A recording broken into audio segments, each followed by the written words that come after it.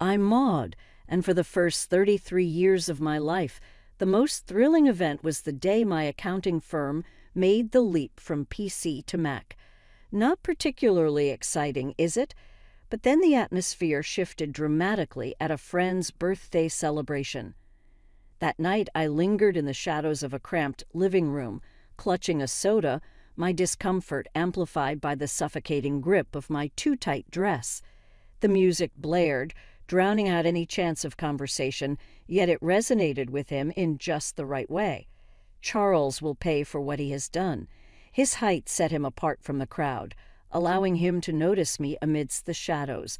He approached with a swagger that sent a thrill through me, igniting a fire of anticipation. "Hey, you must be Maud, correct?" His voice cut through the loud bass, sharp and unwavering. "Oh, and who might you be?" I took a slow sip of my drink, masking the storm brewing inside me. "Charles, I notice your presence lurking in the shadows. Do you mind if I take a seat beside you?" He lingered in silence, his presence heavy beside me, as if the air crackled with unspoken intentions. "Not at all," I replied, my voice barely cutting through the deafening pop anthem that filled the air. "So, Maud, what brings you to this dark gathering tonight?" he asked, leaning in with a glint of curiosity in his eyes. His tone carried a nonchalant air, yet his gaze burned with a fierce intensity. "Only here to mark the occasion of Jessica's birthday. Do you recognize her?" "A long time has passed. Crossed paths with her during our college days. She relentlessly extends her invitations, as if unaware of the storm brewing beneath the surface. I suppose I have no choice, do I?" We laughed, and it felt like a trap, deceptively simple. "I understand. She is my colleague. She's quite difficult to refuse, an accountant, isn't she?" She brought it up. He nodded, a knowing glint in his eye, as if the truth had been whispered to him long ago. "That's right. Numbers are my game," I said, even though I normally found nothing funny about spreadsheets. "Sounds fantastic." He grinned, and I had no idea if he was mocking me or not. "Oh, quite sure. In the accounting field, everything is wild parties and big stakes." We laughed once again, and I relaxed, speaking to someone sincerely interested in what I had to say. It was novel, thrilling, and a little frightening. Nodding towards the backyard, he said, "You want to grab some air?" I nodded, appreciative of a quiet escape. Outside, the chilly air was welcome. "What then is a guy like you doing in a place like this?" I asked, attempting to project more confidence than I felt. "I suppose just looking for some fun, and maybe someone cool to hang out with," he remarked, grinning to cause his eyes to crease at the corners. We covered everything and nothing, movies, books we liked, how he was into graphic design, but stuck in a corporate job he didn't love.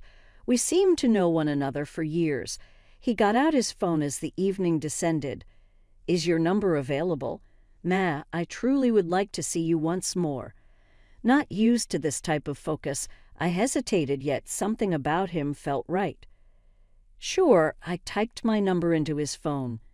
He grinned. His whole face came alive. "Excellent. I'll phone you. We ought to go out, just the two of us." "Sounds good," I said, tummy turning around. A part of me still in shock that this was my reality now, I watched him go. Perhaps turning 33 was not that horrible after all. Perhaps that was only the beginning of something quite remarkable. The days following Charles's call seemed to pass in a haze. I was getting dressed for our first date before I realized it. Since I had not much expertise in this field, my nerves were erratic. Though nothing extravagant, I decided on a basic blue dress, hoping it would work. Charles picked me up right on 7. Though it lacked flair, his sleek, well-kept vehicle fit him. He gave me a smile as I arrived that may knock you off balance. "You look wonderful, May." "Thanks," I said, most likely with a tomato's scarlet cheeks. "You also look great." Dinner was at this small, friendly French restaurant. Though my stomach was doing somersaults, he thought the dish smelt fantastic. We ordered pasta, he with some expensive sauce and me with basic marinara. He spun his spaghetti deftly onto his fork. "So, Maud, tell me something about you that no one else knows." I laughed and toyed with my meal more than I ate it. "Well, I'm pretty boring, but I guess not everyone knows I can solve a Rubik's Cube in under a minute." He brought his eyebrows up. "Really? That's really interesting now. You have to show me sometime." "Sure," I murmured, beginning to let go a little. "Based on you? Exists any latent ability?" Grinning broadly, he said, "I make a mean breakfast burrito. Best you'll ever have." "I'll treat your word for it as official. Perhaps you might show it sometime," I said, teasing. The talk went, and for the first time in a long time I felt precisely where I was meant to be. The next few weeks whirled around. We seen one another all the time. Charles would visit after work, and I would meet him close to his workplace for lunch. He showed me his preferred areas throughout town, including small corners I had never noticed before. It was similar to first-time city exploration. When he asked me to meet Brian and Camille, his parents, things started to change drastically. Their simple, comfortable abode was devoid of decor but loaded with pictures. The second we strolled in, Camille hugged me. She added, holding my shoulders, "Oh, we have heard so much about you, sweetheart." Charles responded, "She's lovely," and I sensed he was happy.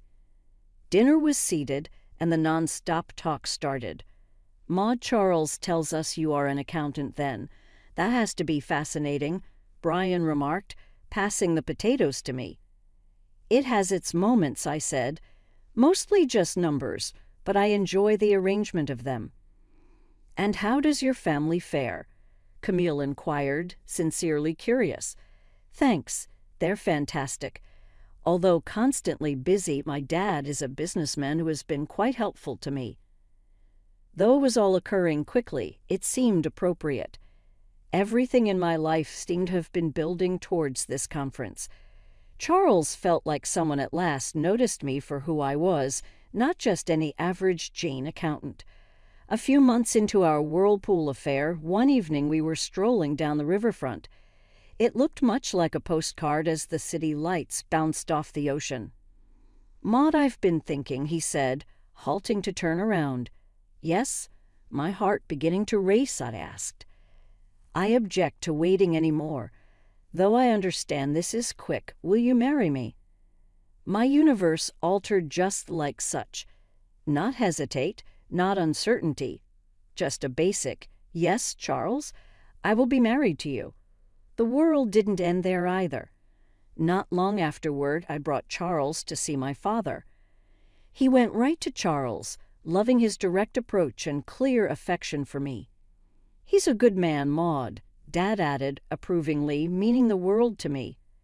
We then tied the knot. Though not very grand, the wedding was ideal for us. Something I never would have expected. I even came to enjoy how I looked in my wedding dress. Grinning broadly, I shared my happiness with friends and relatives by posting pictures on social media. Life gained up speed after the wedding, not slowed down. Before Charles proposed something major, we hardly had time to enjoy our wedded happiness. One evening, as we examined another box of wedding gifts in our small flat, he said, "Hey, Maud, I've been thinking. How about we move in with my folks?" I stopped and held a coffee mug in hand. "Live with your parents?" He nodded with a serious glance. "Yeah, they're not getting younger. If we were around to assist, I would feel better. It also would save us some rent expenses." Making sense, but moving in with the in-laws, that fell inside the realm of sitcoms. "Are you sure they would want us there constantly?" "Absolutely," he gave me his assurance.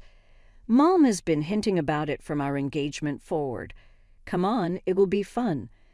3 weeks later, our life crammed into a pile of boxes were being hauled up to his parents' house. Before we ever got out of the car, Charles's mother, Camille, was waving from the porch. Pulling me into a rather too tight hug, she said, "Oh, Maude, we're so thrilled to have you both here." Charles's dad, Brian, gave him a backup clap. "Welcome home, son, and you also, Ma." The house was small, crammed with furniture that seemed fit for a museum, the museum of the 1970s. Though I attempted to keep a grin on my face, I was already missing our tiny flat. Charles picked up on my reluctance. "It is going to be fantastic.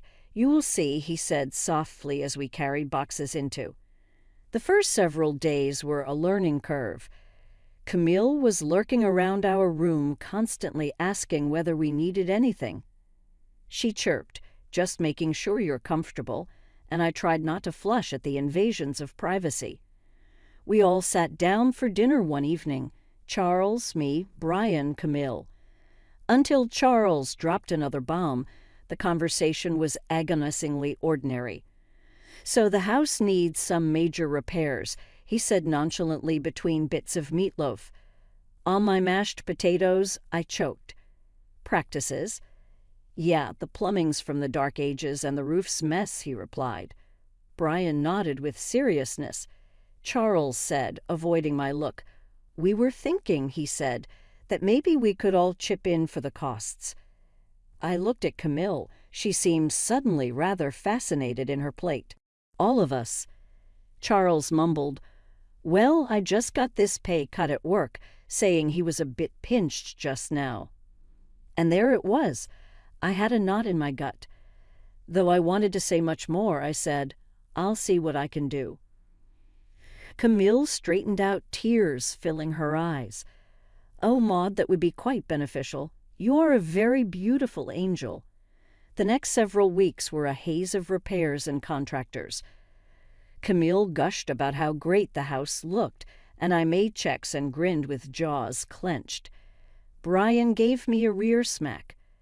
"You are rather part of the family nowadays, May." Part of the family. True, the one who covers all expenses. After yet another round of costly improvements, one especially taxing day left me very exhausted. Weary, I dropped on our bed. Charles dropped in to sit next to me. He sounded nearly real when he said, "Thanks for handling all this, Maude." "It's fine," I said, fixed on the ceiling. I simply hadn't realized how much it would be. He put his hand on mine. "All of it will be worthwhile, right? This is for our future." Our future? I repeated, not sure whose future we were creating anymore. Laying there and listening to Charles's consistent breathing, I started to question whether moving in was the best choice. But going back now is not possible. I had to see it through in this great depth, whatever the cost. The house looked fantastic following the renovations, almost as though something from a magazine. Though I was under financial pressure, I felt a little proud gazing about. To commemorate, just the four of us, we decided to have a modest dinner party. That is the moment everything unexpectedly changed. Camille quieted us out of the blue as we were in the middle of dinner, laughing and storytelling. The room seemed weighty all of a sudden. Her eyes went wet as she turned first from Brian to us. Her voice faltering, "We need to tell you both something important," she added. Charles and I cast glances at one another. "What is happening?" I asked, my tummy getting tight. Brian let a long breath.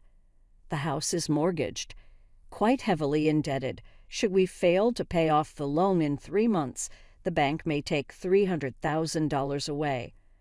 My fork dropped on my dish. "Who? You imply that all the repairs we recently paid for." Camille began to wither.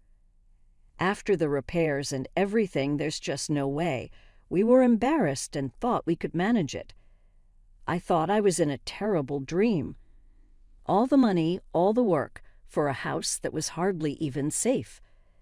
"What then are you saying right now?" My voice sharpened more than I had meant. Charles began, his eyes avoiding mine.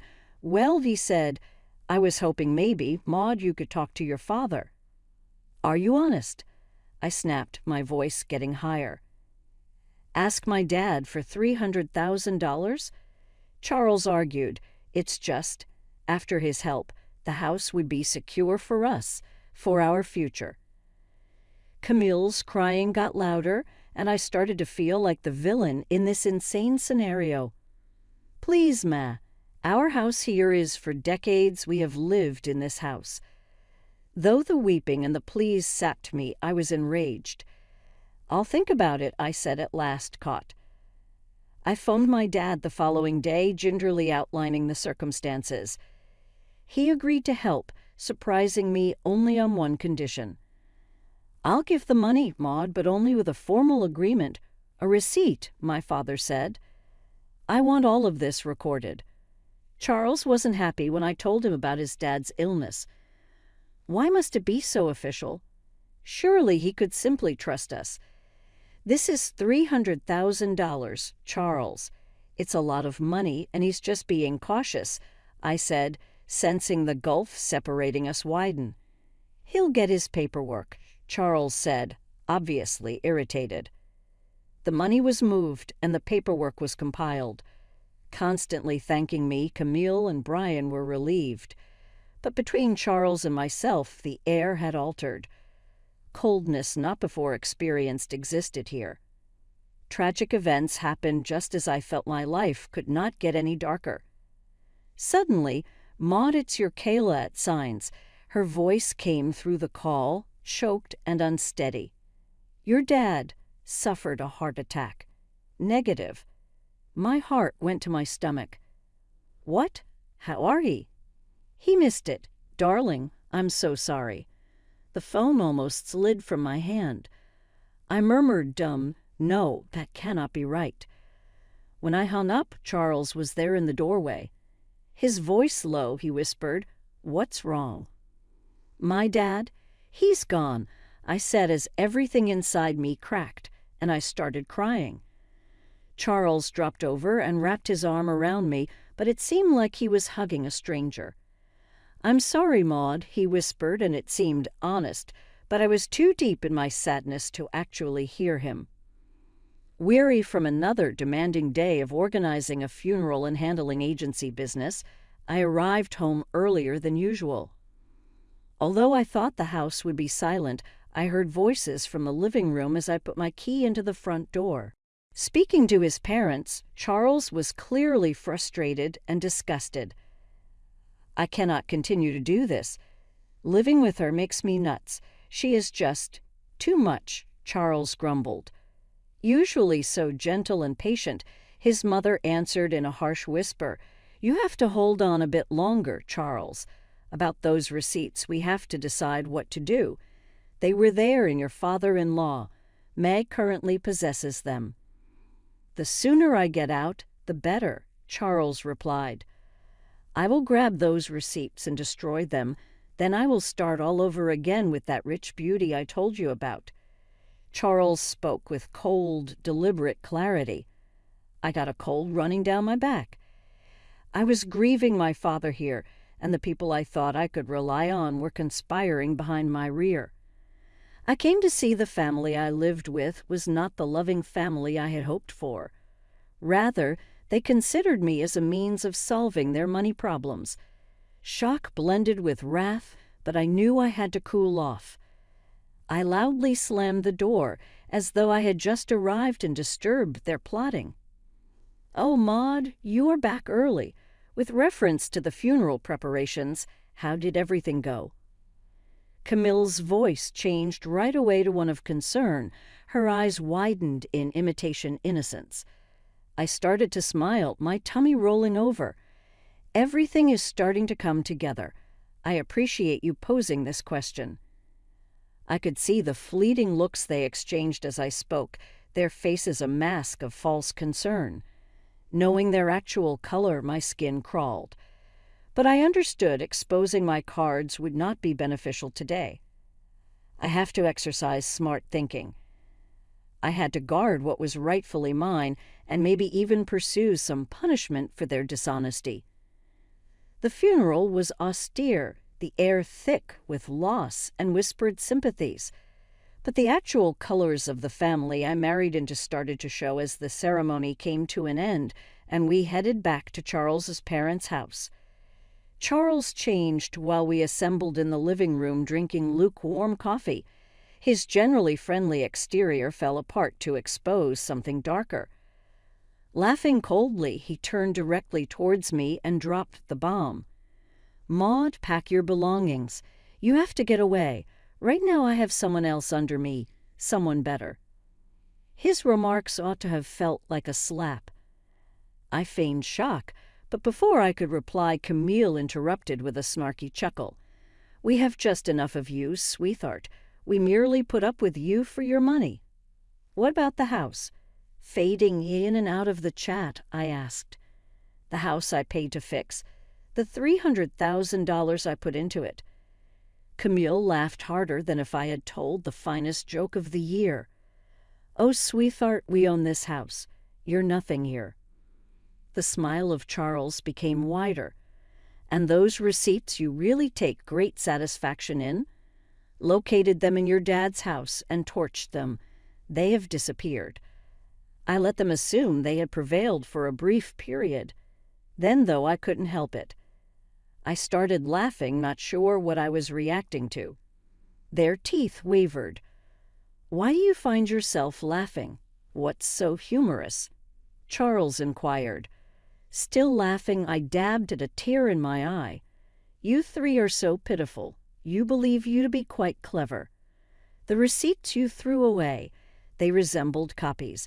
Safe with my lawyer are the actual ones. Their faces looked to have lost color."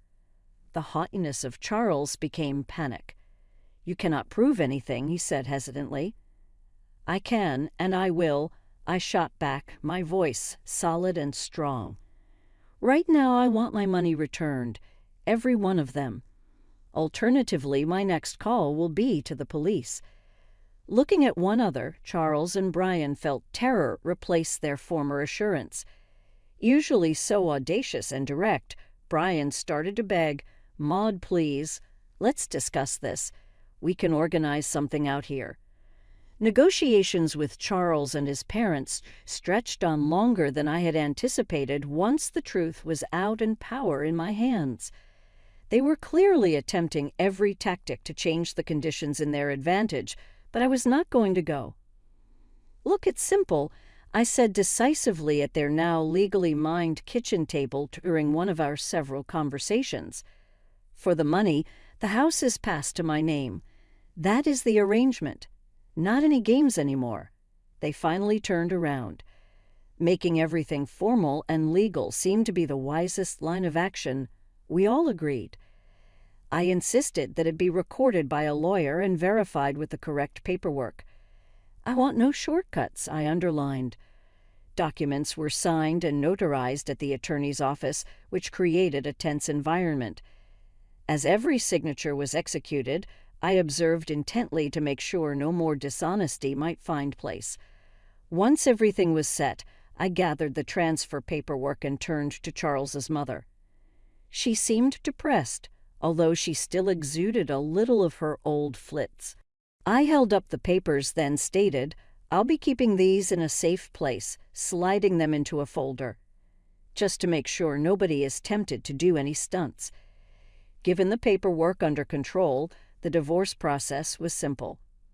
Charles was silent. His former swagger was absent. I felt a weight off my shoulders as the final documents were signed. Chapter closed. I witnessed Charles, his parents, and their possessions being carried to a rental van from the porch of my now totally owned house on the day they moved out. Their languid motions matched a somber attitude. I felt both happiness and grief at the same time. Though under the circumstances it was the best possible outcome, this was not how I envisioned my marriage dissolving. Word filtered back to me through friends about Charles and his circumstances once everything calmed down, and I started to savor my newly discovered tranquility. On the other side, the grass seemed less green. Not long after our divorce, his lover deserted him. His parents were now cramped into a little flat, a major downgrading from the nice house they had. Karma appeared to have caught them faster than I could have imagined. Notwithstanding their circumstances, they began contacting me, inundating me with calls and messages, mostly wanting to weasel their way back into my life, or at least into my house. But with their dishonesty, I was finished. I'd boycott them on all social media and blocked their numbers without thinking twice. Cutting the last strands, linking us felt freeing. One afternoon, I was savoring a peaceful moment with a book in my living room when someone knocked at my door. Looking through the peephole, I saw Charles standing there, a sorry man clutching a bouquet of flowers. The arrogance of it made me laugh. Opening the door, I laughed straight away at seeing him. "Really, Charles? Flower questions?" He squirmed uneasily, the bouquet looking to wither with his mood. "Maud, I've come to understand so many things," I miffed. Terribly incorrect. "Remember when you told me I disgusted you?" I stopped, resting against the doorframe, not hiding my delight at his misery. "What evolved, Charles? Run out of possibilities." He dropped his head, the guilt obvious on his face. "I'm here to make things right. I made mistakes." I shook my head, almost pitying him. "Charles, you are not here to right things. You simply want to return to your cozy life. But let me guess what? That life is no more available. Not for you here." His face dropped, and he retreated as though my words were actual blows. "Maud, please." I interrupted him off quite sharply. "You ought to go. Leave not here. We are now finished, in eternity." Charles stayed there for a second more, his hope clearly collapsing. Then he turned and left without further word, his shoulders bowed in loss. Feeling both finality and relief, I went back to my book. I grinned to myself as the silence of the home enveloped me like a cozy blanket. It was a quite different contrast from the anarchy that used to occupy this area. Now, all of the continual noise, the anxiety, the dishonesty disappeared. At last I could inhale deeply without weight of concern on my chest. At last I was at ease, living life as it came. I looked about the room to enjoy the quiet. The sun warmed everything by streaming in through the windows. Once this place was really mine, I understood how much I adored it. Once witnesses to conflicts and machinations, the walls now seemed to reflect peace and tranquility. Remembering how imprisoned I felt, I considered the days of upheaval and control. Charles and his family have taken financially and emotionally from me so much, but today they were permanently out of my life. That cannot be changed with any bunch of flowers or charming conversation. Their attempts at control of me were over. I felt triumphant as I finished my tea and went back to reading. Though I had experienced heartache and treachery, I had emerged on the other side stronger. I had seized my life and my future. The tranquility I experienced right now was much sought after and rightfully achieved. I was finally really free. Free from dishonesty, free from lies, and free to lead my life as I so want. Before me, the future opened out with lots of chances. Knowing that whatever lay ahead, I was ready for it, I grinned once more.